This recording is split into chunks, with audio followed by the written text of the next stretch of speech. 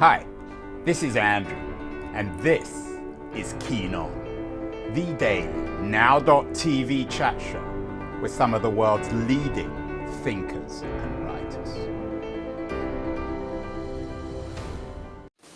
Hello, everybody. It is Tuesday, March the 12th, 2024. We're having a big tech kind of week. Yesterday, on Monday, I had a conversation with Frank McCourt. He's a well-known American real estate media mogul, and also a digital activist. He has a new book out, Our Biggest Fight, Reclaiming Liberty, Humanity, and Dignity in the Digital Age.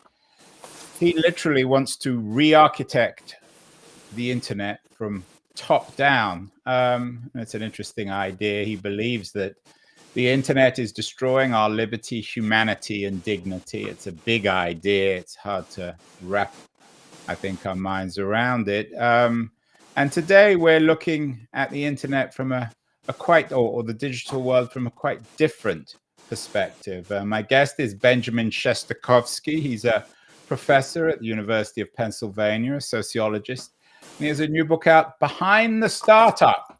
Interesting book. He followed a startup, an anonymous one. He can't tell us who it is. How venture capital shapes work, innovation, and equality. Benjamin is joining us from his office in Philadelphia. Benjamin, before we get to the book, do you agree in broad terms with Frank McCourt and so many other critics of our digital age that the digital revolution has undermined our liberty, humanity, and dignity? Liberty, humanity, and dignity. That's a lot. I wouldn't necessarily feel comfortable making a statement about that without having read the book, but I do think that the digital revolution, like many technological revolutions that humans have experienced, raises important questions about, who is in control of the technology, who benefits, who reaps most of the rewards, who takes on most of the risks. And so, I think that we are living in a time where new technologies are posing very important questions to us about, how we want to live, how our societies should be ordered, and we need to confront those, I think, collectively, rather than just kind of leaving things to the technologists themselves. Nice political answer, Benjamin. We live in a world, and you don't need me to tell you this, where the startup is fetishized. People write books about the startup nation, startup culture, how to transform your life into a startup, the individual as a startup. What is it about the startup that, and I use this word carefully for you as a sociologist, fetishize, of course, has an academic meaning. What is it about the perhaps the ideology of a startup that has resulted in its fetishization in the America of the 2020s? Sure. Yeah. I mean, we're living in a time when startups have certainly more and more exercised a tremendous amount of influence over how we live every day, how we get around, how we transact with each other. And of course, some of these new innovations go on to become big tech behemoths that then have even more influence over us. But, I think that a lot of this fetishization of the startup, ideology of the startup, it really does start with this very unique and in some ways peculiar business model that did not originate in Silicon Valley, but has certainly seen its sort of grandest manifestations coming out of Silicon Valley. This idea that there's a way that you can make massive amounts of money and also do well in the world. I think these two things have been coupled for decades in Silicon Valley. This notion that you can do well while doing good, and that technological innovation is what's going to unlock that potential for all of us. And so I think it's a very seductive ideology. I think it's very exciting. Surely if we can sort of transcend all of our earthly contradictions that capitalist societies present us with and actually kind of, find technologies that allow us to both, create massive amounts of personal wealth and improve other people's lives. It sounds like a win-win. It sounds very exciting.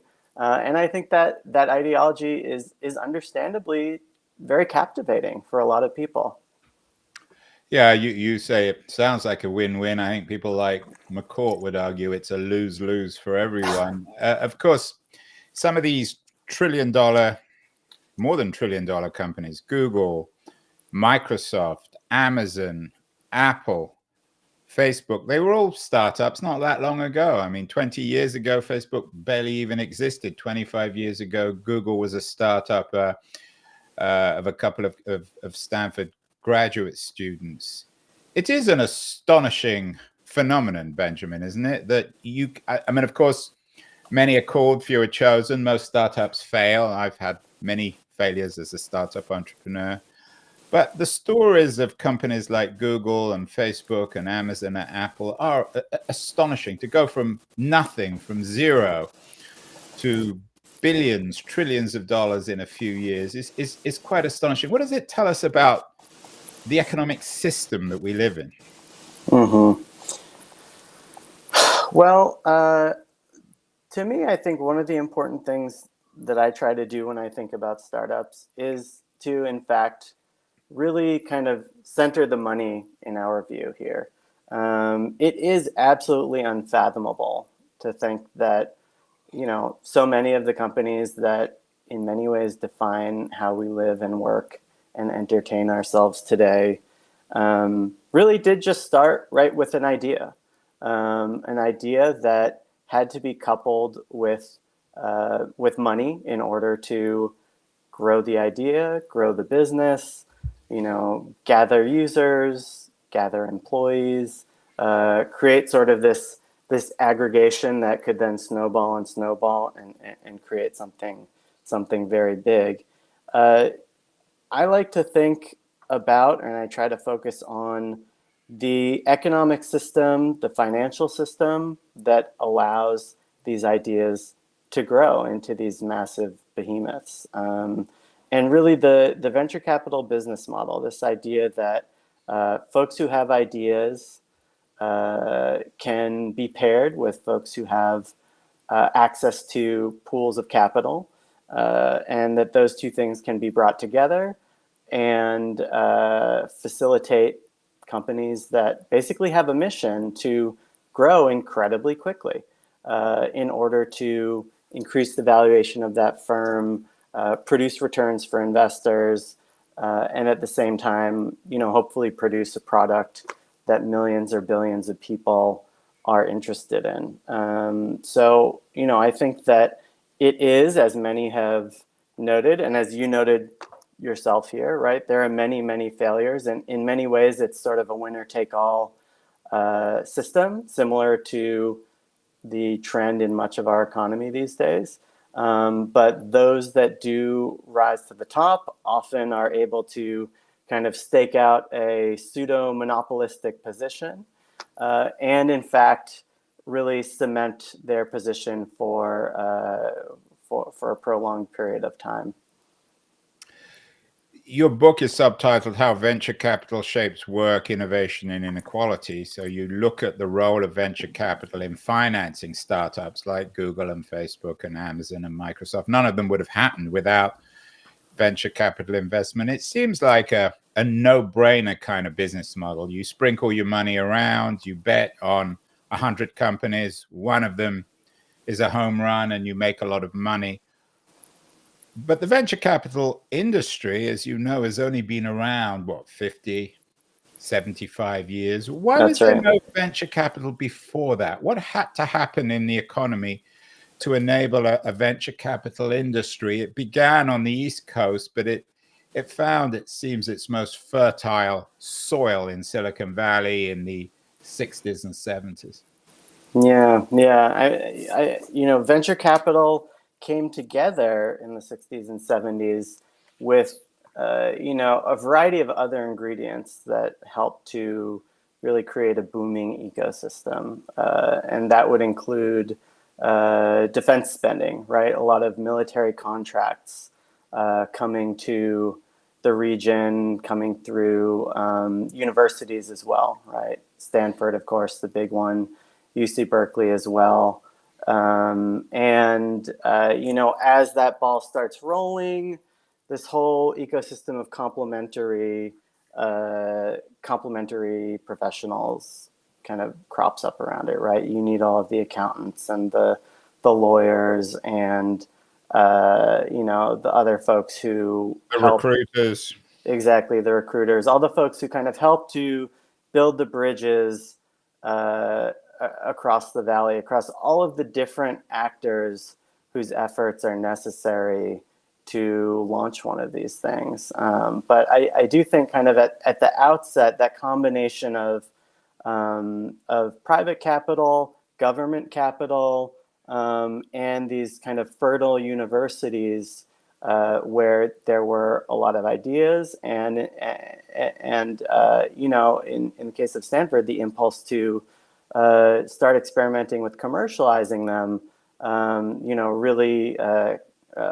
really kind of prime the soil there.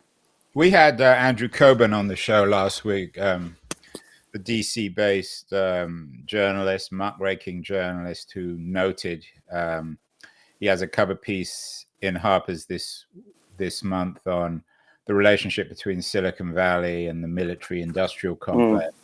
And like you, he notes this goes back a long time in terms of Silicon Valley's association with the government. Would it be possible to argue, Ben, that before venture capital, there was the government, and the government has historically always acted as the venture community does now? It seeded projects. Of course, it seeded the internet. That's its most famous and most successful, iconic startup idea. Has the government itself historically, or at least governments in the industrial state, in the US in the 20th century, in Western Europe, has it been in the business of startups? It has. I mean, so this is an interesting, there's an interesting article by a sociologist at UC Davis named Fred Block. It's called The Hidden Developmental State. And he talks about how, in fact, it's not just before venture capital emerged, but in fact, on an ongoing basis, so many of sort of the basic science inputs into startups and tech companies have in fact been supported by various forms of government funding, whether it was funding the technology behind voice recognition software. I mean, it's well known that NASA, right, has funded many innovations that others sort of picked up and commercialized. So in fact, many have argued that the state continues to play a pretty important role in providing sort of the infrastructure that makes technological innovation possible and that makes it successful. But in fact, the way that we talk about it doesn't always recognize this reality. And that's this idea that it's sort of a hidden developmental and state. then lots of, it's not just sociologists, economists, Mariana Mazzucato, who's been on the show. She has a very powerful argument about how the iPhone was essentially created by the government, that the iPhone would have been inconceivable without the investment of the government. And of course, Mazzucato's argument, as I'm sure yours and many other economists and sociologists, particularly critics of Silicon Valley, is that the government never sees the return, that they don't formally invest in the internet, so they never saw the return. So you have this enormous wealth being channeled to startup entrepreneurs and venture capitalists, but the government never gets any return. Is that a credible argument, or is it a rather idealistic, progressive one? To me, it's a credible argument. I think there's a pretty clear case to be made, and I agree with Mazzucato that what we have in these kinds of situations that we're describing is we have a system where the funding that backs a lot of innovations is public, and yet, the gains are in many ways privatized. So I think that's credible, and I do think that it's important for us to, following folks like Matsukato, I think it's important for us to think about, well, are there other possibilities out there? I think you can go pretty far without saying we should abolish venture capital, but you can start to think about, okay, well, what are some other models that are out there? What are some other ways that we can observe in the real world? We can observe innovation, innovative products, companies, organizations being funded in ways that are, rather than being designed to have the lion's share of the gains sort of funneled up to the very top of the pyramid, what are some ways that we can think about designing innovation so that the gains are actually more broadly shared? So I think, to me, that is a very credible argument, and I think it's something we should be thinking more about. Is there a systemic quality here? I don't know what the Singapore government or the Chinese government are doing, but those governments are much more active in funding startups. Of course, they're more authoritarian. Is there a problem with democracy when it comes to this? Might there be too much democracy in startup culture? And perhaps if the gains of startups is to be shared more equally, do we need to look to other systems? Singapore, China, Israel is an unusual combination, of course, the so-called startup nation. I don't think that we have, I mean, I would like to find out if there's a problem with funding becoming too democratized. I don't think that that's a problem that we have right now, the ability to observe. I think that there are different models that are out there. Some of them, as you've noted, could include states kind of directly participating in funding and then actually picking up an equity stake just like VCs do, right? And so the idea here is that, probably the state, in a sense, stays out of the kind of everyday process of innovation, but it does stand to recoup the benefits of that inflating value of that equity if the company succeeds. But there are other ways to think about it. I mean, when we're thinking about democratic models,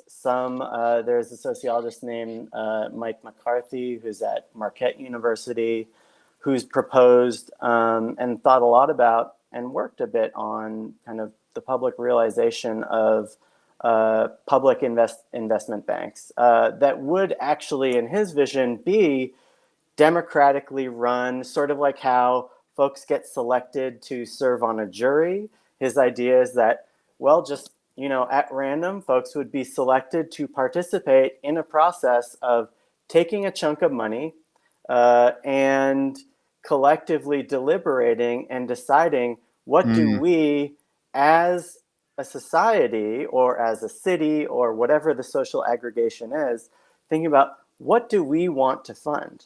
Are there social problems out there that private capital is not addressing that we think we should be putting money into?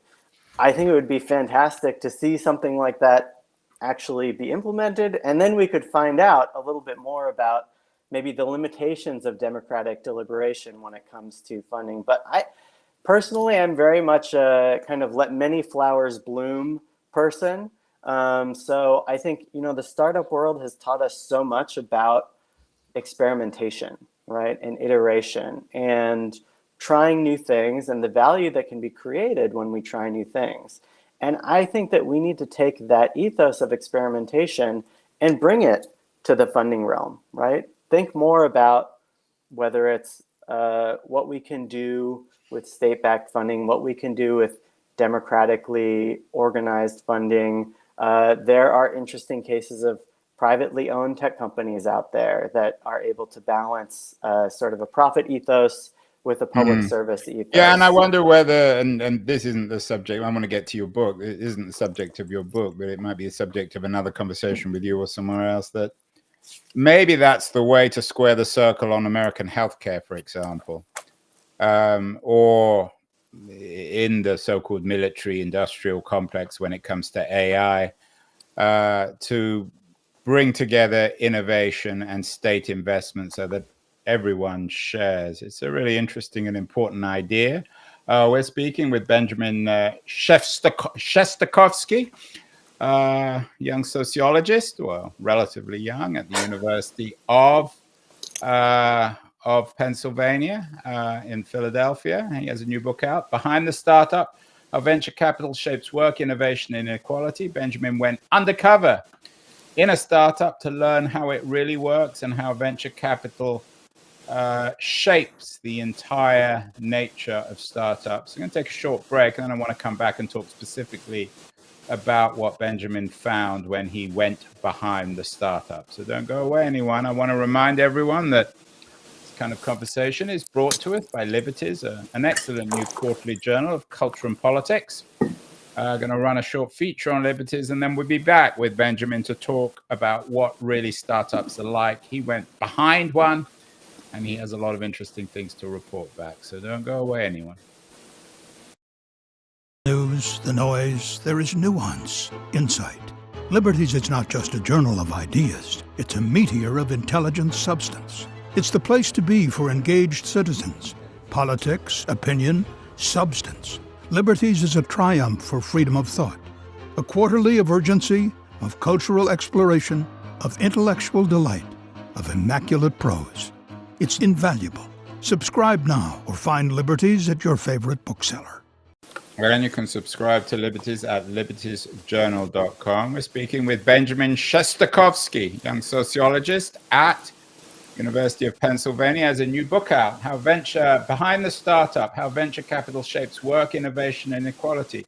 So Ben, you got quite literally behind the startup. Tell me how that worked. What did you do? So I was interested in spending time embedded as what's known as a participant observation researcher in my field, which basically means you, as a researcher, you go spend time with the people, the organizations that you're studying in their own time and space. You're the fly on the wall. You're the sociologist on the wall then, Ben. In a sense, I mean, I may have been more than on the wall. I started there at the company I studied. I call it All Done, like you said. We're not allowed to reveal who the company is, but you say it's a real one. I have to It's a real one. The custom in my field is to use pseudonyms for studies like this so that people can have their anonymity. But I approached these folks with the idea that I would conduct research while also working for them as an unpaid intern, kind of a trade, data for labor, and pretty quickly. That's the social media. That's the Silicon Valley way. Except maybe it's the reverse. You're profiting from them rather than the other way around. Well, I'd like to think that we profited from each other because as time went on, they asked me to do more and more work to kind of expand my role. And within a few months, startups are small. There was a lot to get done and not a lot of people. Within a few months, I'd kind of assumed a role in middle management. So I had the opportunity. Is that your punishment, middle management? Indeed, yes. So kind of. So how many people in the startup? Over 100? So at the time that I was there, I was joining a team in the San Francisco office of 8. It expanded to about 20 during the 19 months I was there. Can you be middle management in a 20-person company? Well, so part of what's often left out of the conversation about fast-growing companies is the off-site labor. And so, in fact, there are about 20 people in the San Francisco office, but there were 200 people working remotely from their homes in the Philippines. And there were 10 people working remotely from their homes in the Las Vegas area. And my position basically had me as the interface between the main office in San Francisco and all of these remote workers in the Philippines and Las Vegas. So what about the role of venture capital? Because the subtitle of the book is How Venture Capital Shapes Work, Innovation, and Inequality. This isn't just a sociology of the startup or a sociological investigation. You're interested in how venture capital shape work. So I assume that this was a venture-backed company. Was it Series A or B? How much money? Yep. So this was a venture-backed startup. When I arrived, they had just announced their Series A funding of about $4.5 million. And as I left, 19 months later, they had recently announced their Series B of, I think, around 12 million. And did you meet the VCs who put the money in? Yeah. So I did not actually directly study the VCs themselves. What I am interested in is sort of how the impetus that comes from VC to, as we know, to move fast, to break things, to always be experimenting, to always be growing. What I was interested in was how this impetus shapes the ways that work gets done inside the company. So, were the VCs as stereotypical as some people would imagine, grasping, aggressive, happy, egotistical types, or were they people really willing to work with people who understood the vagaries of a startup, of how difficult it is, and all the people involved? How would you characterize your experience with the VCs themselves as people?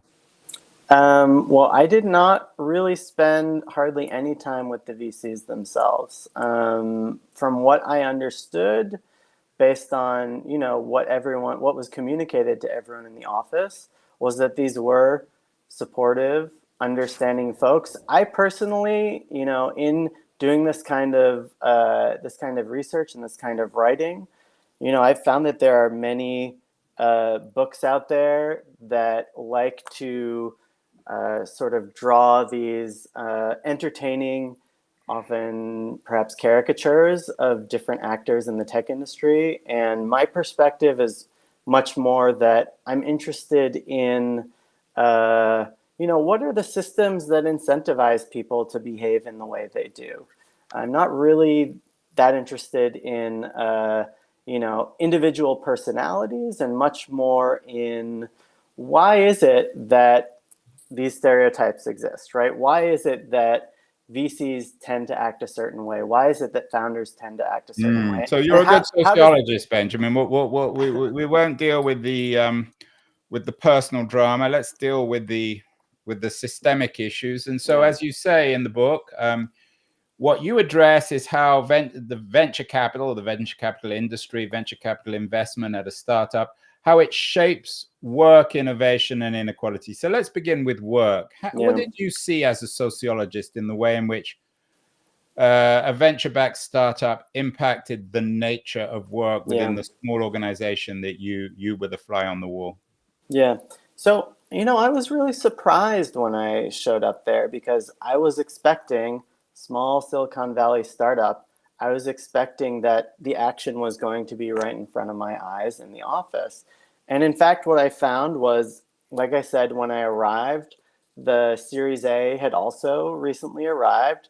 What do you do when you get your Series A? Well, you got to plow that money back into the company, hire a ton of engineers, or at least as many as you can afford quickly, so that you can get to the work of building. And what I noticed almost immediately was, in fact, that there was very little work being done in the office, because everyone was so focused on recruiting, right? Bringing in new people was sort of the all-consuming task. And yet things kept working, right? The platform continued to work that they were building. Not only that, but it continued to grow, and the user base continued to grow. And I was very puzzled. What is going on here? Well, in fact, it turned out that to solve this Series A problem, what they did was went to the Philippines. They hired a large workforce remotely through Then it was Odesk, now it's known as Upwork, right? The freelancing platform. And built out a very extensive team to help solve all of the problems that were emerging, whether that meant um, fulfilling sort of the fundamental task of the platform. This platform connected buyers and sellers of local services. So things like plumbers, tutors, house cleaners. Buyers would go there and ask to be connected with folks. The sellers would pay a small fee to be able to make that introduction.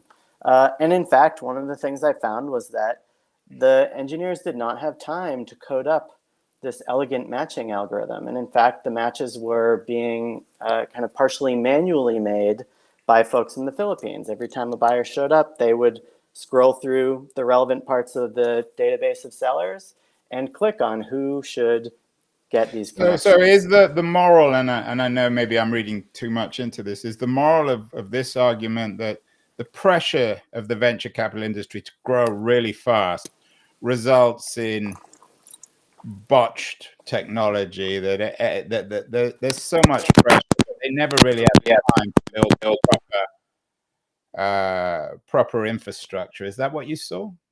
I think that's part of the story. I think maybe botched might be too strong a word for me, but certainly the technology itself is always a work in progress, right? I mean, that's no surprise. That's always the case, even with these. Exactly. Look what happened with Google and Gemini. That's always the case, even with multi-trillion-dollar companies. And isn't that the nature of things? That it's not like a book or an academic treatise. It's always a work in progress. It's never going to be perfect.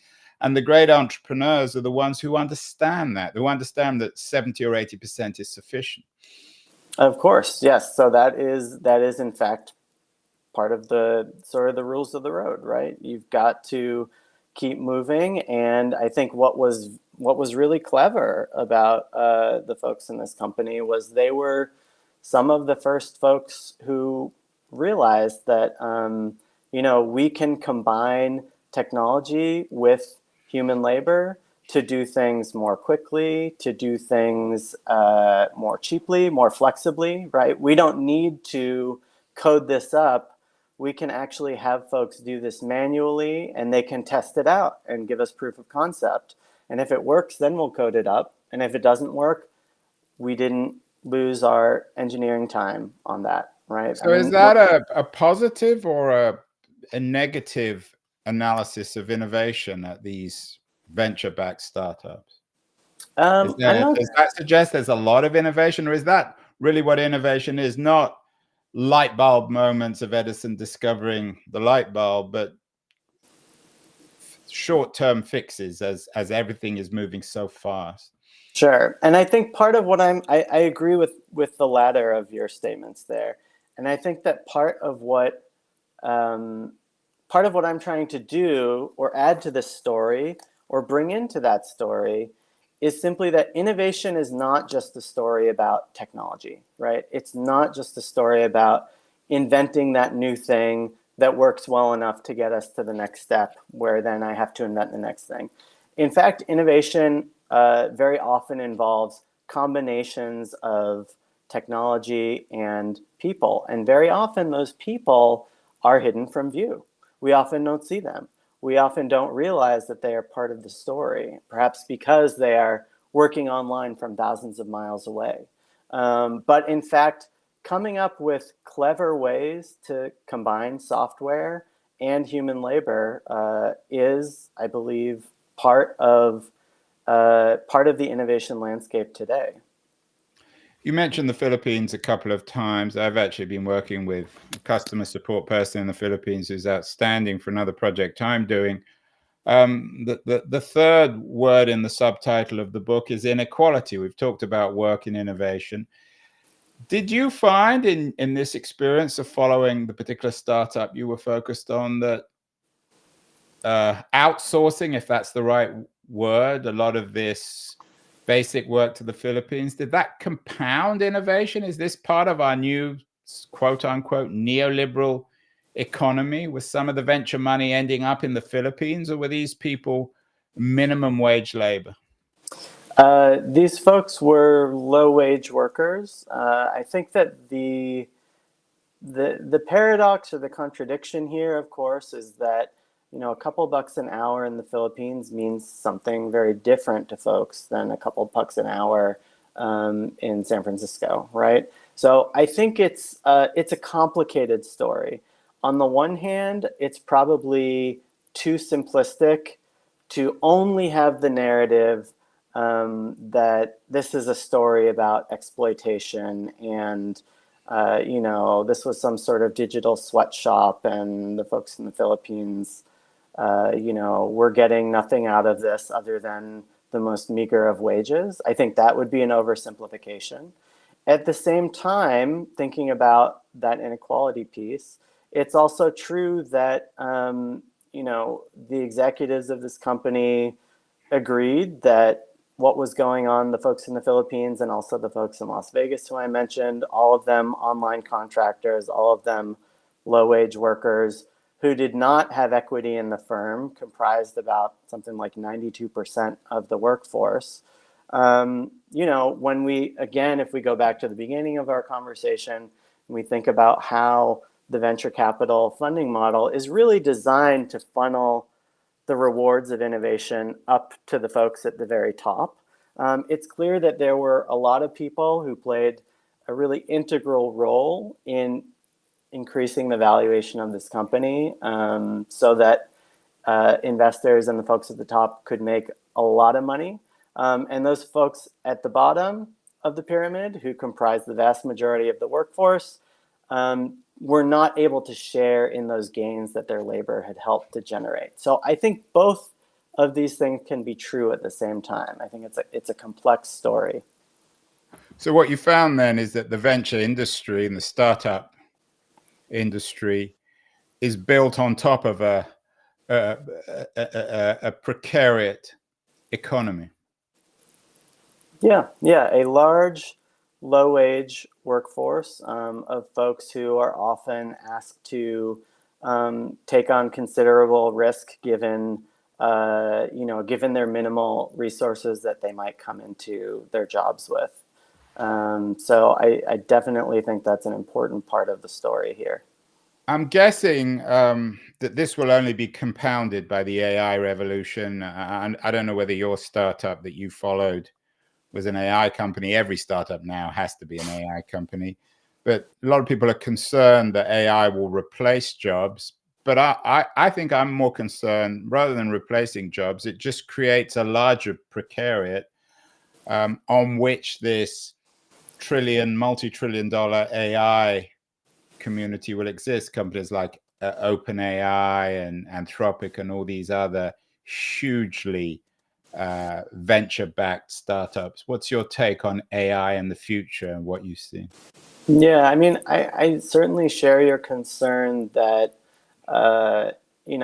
I also don't believe that we're heading to a future where everyone's jobs are automated and the problem is that there's no work. But I do think we have substantial cause for concern that the new jobs that are going to be generated in and around AI and generative AI systems, that many of them will in fact be low-wage work that does not have the kinds of protections and benefits attached to it that we tend to associate with living a decent life. And I think we have a lot of thinking and work to do collectively to figure out, how do we make work rewarding, not only if that comes to pass, but even now. I think a lot of the potential solutions to the problems that may emerge in the future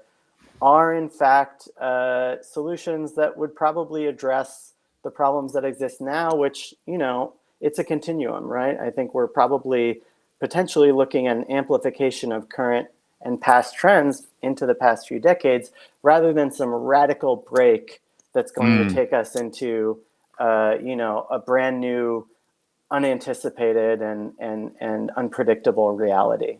Final question, Ben. You mentioned the Philippines. Of course, the startup you followed was in the US, backed by US venture capital. Enormous tensions now, particularly between the US and China when it comes to tech companies, centered on TikTok at the moment. What did your experience teach you about this tension between the rise of a new nationalism, whether it's Biden or Trump, they all seem to be America first, and the reality, for better or worse, of a global market in the startup world? Yeah, I think that